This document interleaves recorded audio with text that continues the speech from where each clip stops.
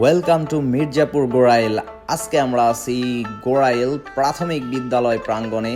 তো দেখবো আমরা কেমন দেখা যায় উপর দিয়ে এই স্কুলের যে সৌন্দর্যটা, এবং এছাড়াও এই গোড়াইল গ্রামটা আমরা আজকে দেখানোর চেষ্টা করব যে উপর দিয়ে কেমন দেখা যায়। যারা গোড়াইল গ্রামের আছেন, যারা এখানে থাকেন, যারা এই স্কুলে পড়ালেখা করেছেন, অবশ্যই ভিডিওটা দেখবেন। কতটা সুন্দর, একটু পর পর একটা করে ট্রেন যায় এই জায়গা দিয়ে, আর কতটা সবুজ শ্যামলে ভরা এই গোড়াইল গ্রামটা।